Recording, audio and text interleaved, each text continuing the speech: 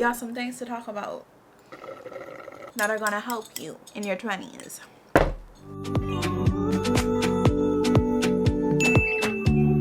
Girl, I can't believe that I've made it halfway into my 20s. We got some things to talk about, so let's talk about it. Things that I wish I knew at the beginning of my 20s, things that are keys in my life right now. I'm about to air it out and I'm about to share it with you. If this is your first time here on my channel, welcome, welcome, welcome. My name is Angelique and my goal here is to share a life that inspires you, sharing lessons, lifestyle, fitness, faith, all the areas of life, girl. All the areas. So we got some tea. This isn't tea, this is water, but it's in a little fancy glass. Your girl is turning 26 in about 4 weeks. My birthday is a little under 1 month away, so I just think that it's so fitting for me to do this video on the 25 life lessons that I've learned since I've been 25, because I'm now transitioning into 26. So if you're in your early 20s or even in your teens, bring it in, because your girl has been through life. Your girl has been through it. I was literally talking to my friend today and I was like, your girl is basically 30. Like, I'm almost 30. For us, the first life lesson out of 25, 1 out of 25, seek God first and everything else will fall into place. Like I said, I've been through enough of life to let you know that without God, we Dunzo. Trust me, with God, baby, the trial's still gonna come. The things in life, the difficult situations in life, they're still gonna come, but you have such a hope and such a connection in God that he carries you through these situations. He brings you comfort, he brings you peace. We can seek so many different things in life, and trust me, I've been there. I sought out everything else but God. Like, I was seeking after everything else but God, and none of those things fulfilled me. None of those things brought me a true sense of purpose. All of those things felt like they were weighing me down. So I'm seeking everything else, trying to go after everything on my own strength, when God is like, baby, seek me first, the kingdom of God and my righteousness, and all the things will be added unto you. My life is literally driven by that scripture. Seek God first. Don't be seeking a relationship first. Don't be seeking a job first. Don't be seeking money first. Seek God and he will add everything that you need to your life. And the thing is, when you seek other things, I realized that things are actually taken away from your life. Joy started to be subtracted. Peace started to be subtracted. And these are the kind of things that happen. It's really hard when you're transitioning from your teens to your 20s, because you're trying to figure out all of the things in your life, all of the changes and all of the transitions. I can tell you one thing: if you seek him first, he will add all of the things that you need for all of the transitions in your life, girl. So that, of course, it had to be the first point. It had to be the first one. It had to be. The second one, now mind you, I am talking from experience. This is me talking to myself and in turn talking to you guys. Your dreams won't happen if you're lazy. Nothing in my life has ever happened. Nothing in my life has ever been produced or has ever been grown from a state of laziness. And I think laziness really comes from a place of fear and a place of just being anxious about the next thing, and maybe being anxious that you won't be good enough, so you just try to do nothing, or you think like you wouldn't excel or you wouldn't be successful in a certain area, so you just don't try and you just enjoy the bare minimum of life. Baby, we are not doing bare minimum around here, okay? No. I can talk about this all day because I'm so passionate about going after your dreams. God has placed dreams in our hearts and in our minds for a reason. It's for us to pursue it. It just grieves my heart to know that a lot of people die without ever like fulfilling what it was that they really wanted to do in their heart. Girl, I need to encourage myself right now, because this is good. It just really hurts my heart to even like sometimes talk to like older people and to hear the things that they wanted to do in life, not because they were lazy, but because of the fact that they were scared. So, you know, they just kind of settled. And it's like, settling is a low-key, can low-key still be considered as lazy, because there is so much more in you. That's the thing. Like, there is so much more in you. If God has placed a dream in your heart, then he's giving you what you need to do that thing. Kiss your dreams goodbye. If you want to be lazy, if you don't want to be consistent, if you don't want to do the work to get to the dream, it's not going to happen if you're lazy. I've always been like super ambitious. I've always been like a hard worker. I've always never not been lazy. So the thing is, like, when I do start to feel lazy about something, it's because I know I'm a little intimidated by it. Snap out of it, I get to work. I think I've learned this in maybe like when I was 23. This is an important one. Listen closely. It's okay to say no. Now say it with your chest. It's okay to say no. If you're like me, you can struggle with being so nice that it's really hard to say no. So that was me. I was, you know, the nice girl. I was the nice girl. And it really, honestly, took me a long time, and like it made me feel so uncomfortable when I actually had to put up boundaries and say, hey, no, I can't do this thing. And shout out to my first boss and my second boss, because they like really instilled in me, babes, you gotta say no. You can't just let people just walk over you. Like, you have to learn to say no. I can't do this right now. Come back later. No, not today. Tomorrow. No, never. No. So I think even when you're younger, you feel like because you're younger, it's like, okay, can I say no? Because you're not really used to having like that kind of authority. But babes, it's your life, it's your time, it's your space, it's your energy. If it's something connected to you in your life, and if it's gonna affect you, you have the right to say no. Don't be a yes man, please don't be a yes man. So that was one of the big lessons that I learned, and I'm so glad that I did, because I'm a master at saying no now. I'm like, sorry, no, I can't do it. I won't be able to make it, babes. No. Your girl's getting a little thirsty. So this next one goes along with the one that I said before. Girl, you gotta set healthy boundaries. That goes for all areas of your life. If you've never watched a sit down talk with me video, you know that I always talk about setting boundaries, and healthy boundaries at that. When I worked a 9-to-5, I had to find a balance, a work-life balance. Don't allow work to literally trample your entire life. You don't become work. Like, you know what I mean? Set healthy boundaries when it comes to your relationships. Set healthy boundaries with the way that you eat, what you consume, what you put in your body. Set healthy boundaries in your life. Set healthy boundaries with people. It's really poor hygiene for everyone to be able to have access to you. Set healthy boundaries. All right? It's not a free-for-all. And number 5 is choose forgiveness always. In my life, and I'm pretty sure in your life, you've been hurt by some things, you've been hurt by some people, you've been hurt by some circumstances, you've been hurt. If you are breathing, you've been hurt. Somebody has hurt you, something has hurt you. Girl, you've been hurt. And honestly, I really don't think that I would have been able to forgive completely. Because, you know, like when you say you forgive, but then it's like a little tinge of, you know, girl. But I don't think I would have been able to truly, completely forgive. Like, let it go and release it and not be bothered by it. Let me just be quite honest with you. If it wasn't for, oh baby, well, I would not have been able to. But that's why I said we gotta go back to number 1 to get to here. Because, girl, if you could forgive somebody out of the goodness of your soul, like, God has a special place in heaven for you. But it took me a long time to actually like completely forgive and to actually release things, release situations, release people, release all the things. Why forgiveness is so important is because if you don't forgive, that will make you so bitter. You will be bitter about life. You will be bitter about everybody else. And nobody likes a bitter person. Nobody likes a bitter Betsy. Like, get it together.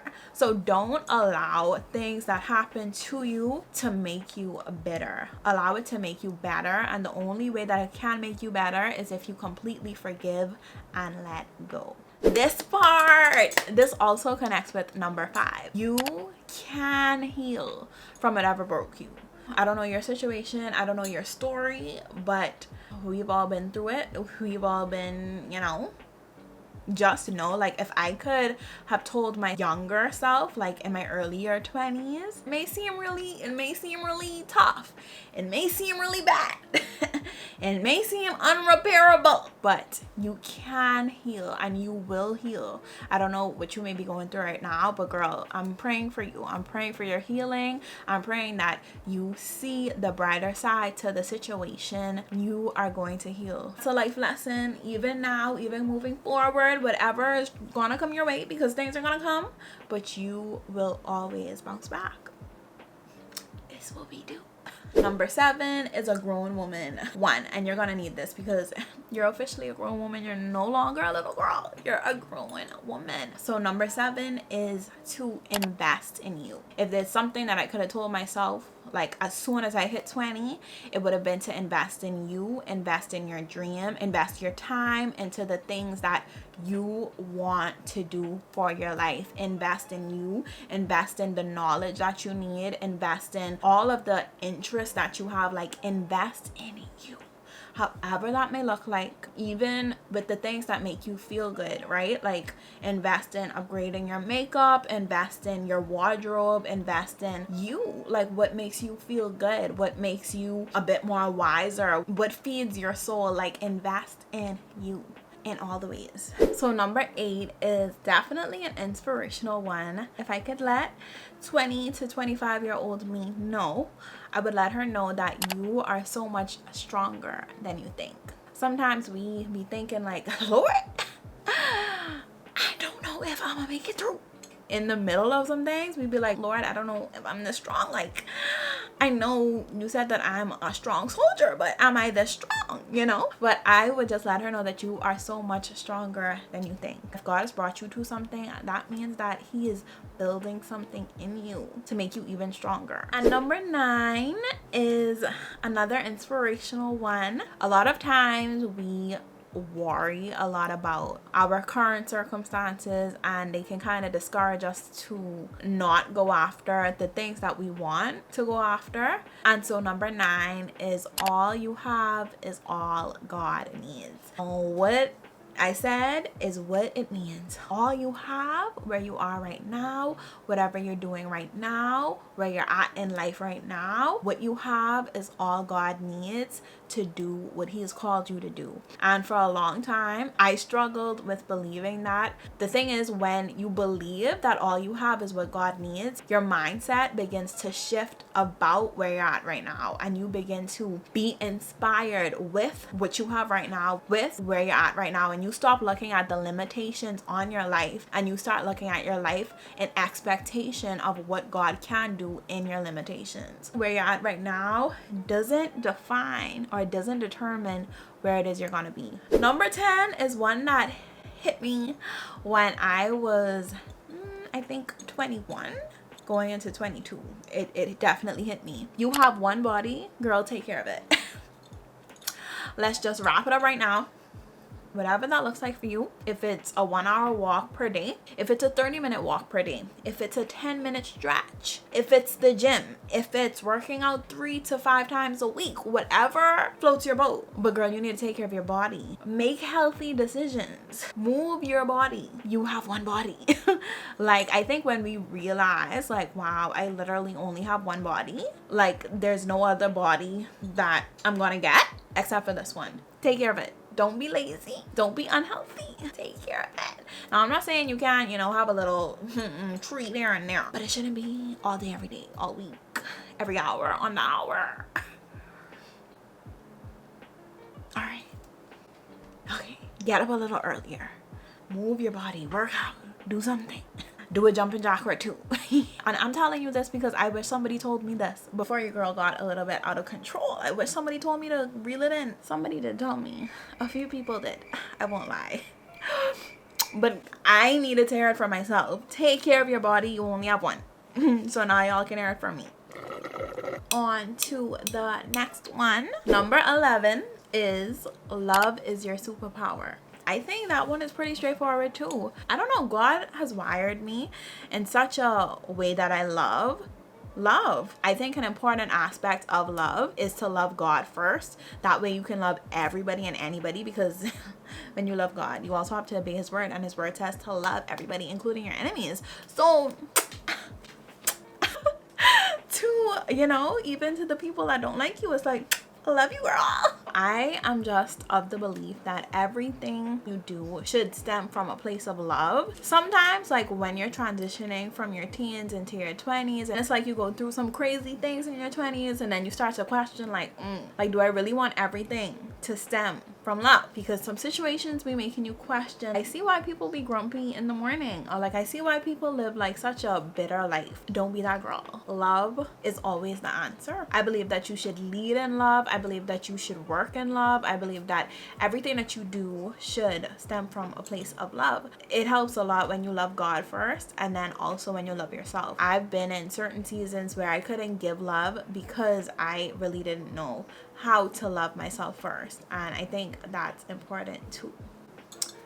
Yeah. Number 12 is a real big one. It's okay to be different, girl. It's okay. It's okay. It's okay to be different. It's okay to be set apart. You don't need to do what everybody else doing. You don't have to follow the trends. God created you to be you. Like, stand out from the world. Stand out from the other girls. Stand out. Be the original. It's too many copies out there. Be you. Be different. Be bold. Be set apart. That is one of the most beautiful things about individuality. I think the world wants us all to be the same. Honestly, I think social media also wants us all to be the same, to like the same things, to do the same things, to buy the same things, actually like making it even harder now for the girls to be different. In a world where everybody is trying to do the same things, in a world where everybody is trying to be the same kind of people, it's okay to be different. It's okay when everybody going right, you go left.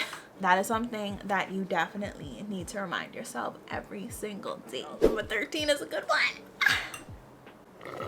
You have to know whose you are so that you can be confident in who you are. You have to know and have a relationship with your creator, because only he knows who he created. So how can you know who you truly are if you're not connected to who created you? That is when you know who you truly are. Get connected to the source, because that is what truly changed me, is changing me, is continue to refine me and renew me. You want to find confidence? Find God. You want to find yourself? Find God. You have to know whose you are to be confident in who you truly are and to know who you truly are. For a long time, I didn't know whose I was. I thought I did, but I really didn't know. It showed in the things that I would do, in the way that I would carry myself, and the things that I would say. That wasn't me, and I found out who I was when I found him. So if you're going through an identity crisis, know whose you are so that you can find who you are. Number 14, and this is gonna deal with the money.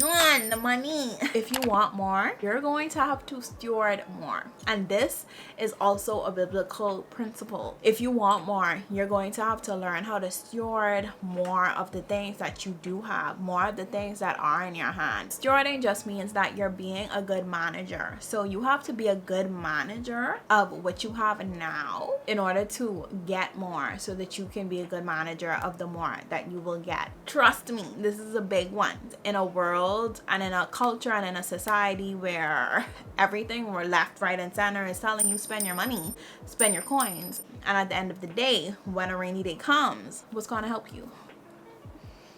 The bag that you bought, the piece of clothing that you got, the wig that's on your head.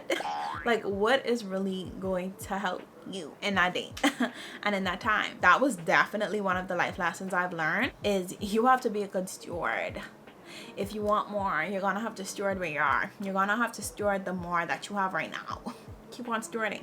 Keep on looking for the areas where you don't steward. Be a good manager of what God has given you and has blessed you with now, because he is looking at that. He's looking at that to see if you're able to handle more, because if you're not managing well where you're at right now, who's gonna give you more? The next one is my girls who stay in their feelings. Girl, you have to feel your feelings and not stay in them. It's very important to feel the feels, but don't let the feels feel you. Don't be stuck in the feels, because you don't want your emotions to like rule your actions and to rule your life and to dictate your decisions, because that's never good. Like I said, in the transition coming into your early 20s, girl, it'd be a lot happening. It seemed like it'd be like a lot going on at one time, because you're trying to like adult and you're getting the hang of the adulting thing, and then you realize like, wow, life is lifing. Like life be lifing. Life be doing the most. Sometimes it would be easy for us to like just sit in our feelings and like let it marinate, but girl, I don't even want you to let it marinate. Feel it, inhale, and let it go. Release. It happened, let it go. There's nothing you can do about it. What can you really do about it? What can you really do about it? All right. don't let that make you salty for life. Like if you have a flat tire, why are you mad about it the entire day? Like just frustrated in the moment, just let it out. Just let it out. Let it go. Girl, and I say this in the nicest way possible, get therapy. Girl, get therapy. Girl, get therapy. A very much recent discovery. I started to invest in therapy last year, and let me tell you, it has changed, quite literally. It has changed my life. It has changed my mindset. It has changed the way that I communicate. It has changed the way that I process things. It's so good. It's changed the way that I think about things, the way that I analyze things. Like, it's just such a great outlet for you.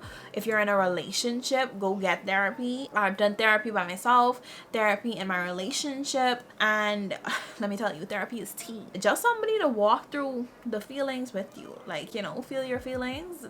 The therapist won't allow you to be stuck in your feelings. That's for sure. That's for sure. So girl, get therapy. Work out your traumas, work out your triggers, work out the things, your hurts, your pains. Girl, go talk to somebody. I know that you talk to God, but talk to somebody else. Talk to somebody else too. Like, God has given people gifts.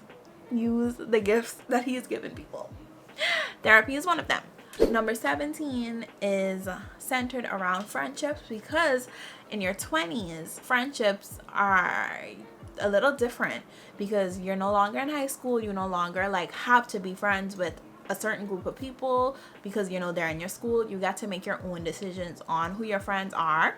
And girl, I just want to tell you, some people are seasonal, so you have to discern the season. You have to be very discerning and very aware of when it's time to let people go. The people that God has placed in your life to stay for the long term and for the long ride, for the long haul, you gotta know the difference. If you're growing in one direction, somebody else is going in the next direction, and it's conflicting with your growth and the betterment of yourself, it's seasonal. Let it go. You can encourage somebody from afar, but some things are just seasonal. Some friendships we hold on to and they literally only keep us back. They don't propel us forward. They suck the energy from us. They do all the things. Like the friendships that want to keep you back or you feel like are keeping you back, seasonal. And the thing is, friendships can be so detrimental that if you don't discern that, okay, this person is seasonal, like I can't carry this person into the next season of my life. This person brings up the person from my past. Like, I don't like that. Like, I don't want to go back there. It can really hold you back from the progress that you want to make in life, you know? Unhealthy friendships, friendships that don't challenge you. Ta-da, ta-da. I think I did have, like, my heart was in conflict with that at first, like, especially like with my transformation. Your girl wasn't always found. Baby girl was lost. Understanding that, wow, you're growing and somebody else isn't, or you're trying to move forward but somebody else like is deciding to stay stuck in their old ways and, you know, doing the same thing. It can be very hard to like let it go. But girl, it's something that you're gonna have to do. You won't get to where you need to be trying to help everybody else get to where they gotta be. Everybody gotta carry their weight some way. If you find that a relationship or a friendship is seasonal, let the season go. Let the season end and pour into the people that are there for the long haul. And we're almost there. So I'm almost out of water, but we're almost there. The next one is make lasting memories. We won't be here forever. I'm not gonna lie. I'm here for a good time, because all of us have like different definitions of good times. My good times may be a little different from your good times, but I'm sure that we're all here for a good time, a decent good time.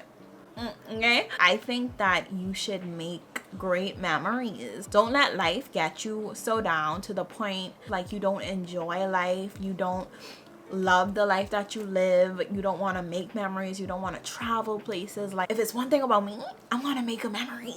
I am gonna make a memory. It doesn't matter where I am, it doesn't matter what day it is, because you won't be here forever. With the time that you do have here, make lasting memories with people, make lasting memories wherever you go, wherever you travel. Get out the house, do something, go on a new adventure, do something that you've always wanted to do. Save up towards it, because I know we were talking about being good stewards and all the things, but if that's something that you want to do, save up for it and make that memory. Because at the end of the day, we're not going to be here forever. Make memories with the ones you love. That's why I talked about like not allowing work to consume you. When you miss those core memories with the people that you love, you can't ever get that back. So make sure that you prioritize making memories.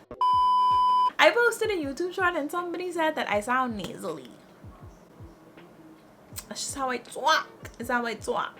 One of the life lessons that I've learned now, and something that I definitely wish I knew, would be your first response needs to be prayer, petition, with thanksgiving, which means praise, gratefulness. That is your first response. In Philippians, it talks about do not be anxious about anything. Do not worry about anything. That is what being anxious means. It means to worry. It says don't worry about anything, but I'm gonna need you to pray, petition with thanksgiving. Make your request be made known to God, and the peace of God that surpasses all, that transcends all understanding, will guard your hearts and your minds in Christ Jesus. A question that I had to ask myself is, what are you running to first? What is your first response when difficult circumstances come up, or when trials come up, or when something happens? What is your first response? Is your first response to call a certain person? Is your first response to worry? Is your first response to just sit and think about it? The Bible literally tells us not to worry, but to pray and petition, which means like submit your request to God. Not to only communicate with him, but also to submit your request, whatever it is that is on your heart, to God, and come to him with a grateful heart. Come to him praising and letting him know that, Lord, you are good. Although I may be going through a situation, you're still good. And I'm going to pray and I'm going to petition and let you know my request. And I'm going to leave it at your feet, because once I do that, now it says that I'll have the peace of God. In that order, that's what I'm going to do. And the peace of God is a peace that literally transcends understanding. It literally, people looking around may be like, why are you so peaceful? And everything around you seems like it's in an uproar. It's because my first response was prayer, petition with thanksgiving. Prayer, petition with thanksgiving. Let that be your first response in this life. Don't allow worry to consume you. Let your, like, the Bible has given us a formula for what we need to do. And that's it. Like, I don't know, like, that's the key. Number 20. Is something that I recently learned last year around my 25th birthday. Overcome evil with good. I know it sounds simple, but it's really not that simple once you actually have to do it. The last year around my birthday, somebody actually stole my wallet. I was so upset about it. I mean, of course, I was upset because somebody literally stole my whole wallet, and we were traveling. Those of you who know that story know that story. If you watch my YouTube, or if you watch any of the shorts, you would know about that story. My bank cards, not my passport, thank God that wasn't in there, but like everything else was in that wallet. Money, cash, bank cards, all the things. So the next morning after it happened, I opened up my Bible and I came across a verse that basically said, don't allow evil to overcome you, but overcome evil with good. That stuck with me and that hit my heart so much, because I was like, Lord, why did this happen to me? Like, oh my gosh, like people out here be like evil, like literally evil, like waiting and watching to like do things like this to people. And that scripture spoke to my heart so much. Like, overcome evil with good. How do you overcome when something evil is done to you or something evil has been on you? You overcome evil with good. For the rest of the trip, literally that same day, I intentionally went out of my way to do good things, to give back to people, to be generous, and I must say that did the trick. Don't fight evil with evil, because you won't win. Overcome evil with good. Number 21, and y'all, we only have 4 more. So number 21 is, if God has called you to it, you can do it.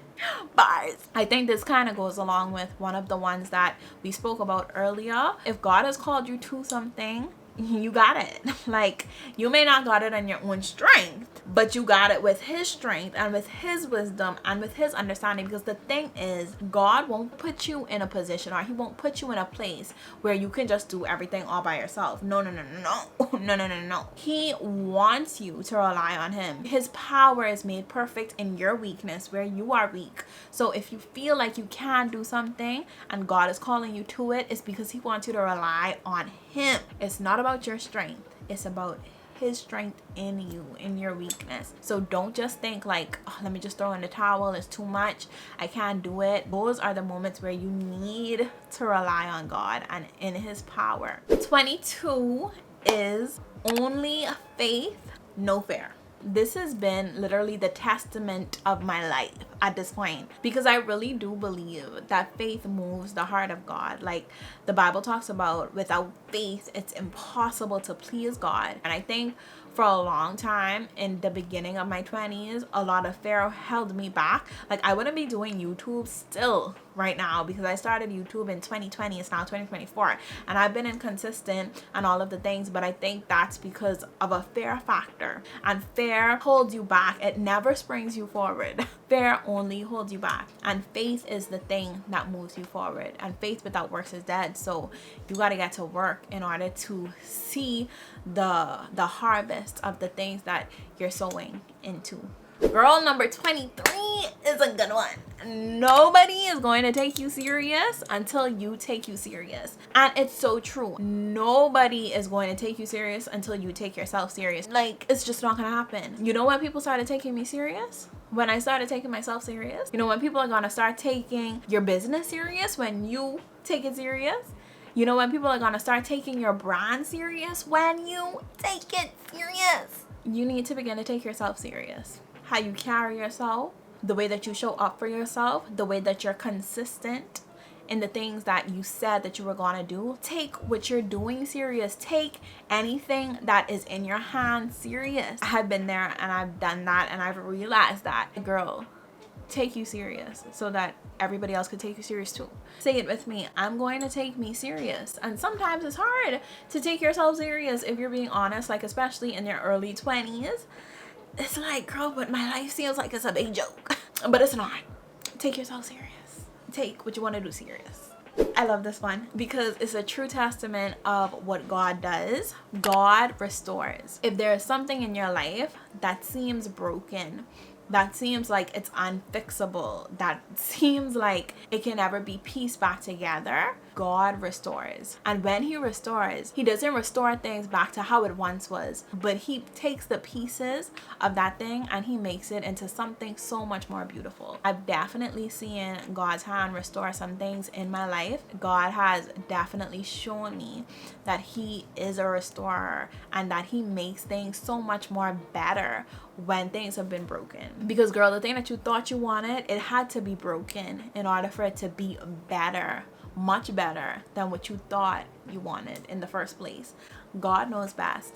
And when things are broken and you feel like this is it, no baby, God, when he comes in and you allow him to restore and you allow him to do the work, it's much better than everything that you've lost. Everything. I'm gonna tell you that. I can't believe that we're on number 25. Number 25 is live an abundant life. Girl, God, and I know I spoke about him a lot in this video, but it's because literally you can't do life without him. How can I not talk about God and give you life lessons when you can't do life without him? You know what I mean? God said that he came so that we can have life and have life more abundantly. God didn't even create us just to live like mundane lives. If he is in our life, he wants us to live an abundant life. That means that you should live a life overflowing with love, overflowing with peace, overflowing with joy, overflowing with kindness. With him in your life, it releases an abundance of these things that he has given us in this life. So girl, one thing about it and two things for sure, I'm never going to live a mundane life. I am always going to live in abundance. I'm going to live an abundant life. Everything in my life will always be overflowing. It doesn't matter the season. We're gonna live an abundant life over her. So girl, we are all done. That basically sums up this video. I really hope that these life lessons hit your heart and that it just begins to transform your life, transform the way that you think, renew your mind, all the things, girl, because these life lessons, if I knew them at the beginning of my 20s to now, girl, your girl would be elevated, more elevated, all right? So I hope that these just really help you to navigate your life. I hope that you've learned from the lessons that I wish that I knew. Now that I'm 25, turning 26, these life lessons, I know for sure they're gonna carry me throughout the next 10 years of my life. And I know that even in the next 5 years, when I turn 30, oh no, it's gonna be 4 years. So I'm turning 26. When did that happen? Next 4 years, when I turn 30, I'm pretty sure that your girl is gonna have some updated lessons to share. So let's see what life has in store. But that is all that I have for you, girl. If you enjoyed this video, don't forget to like, comment, and subscribe, and I will see you guys in the next video.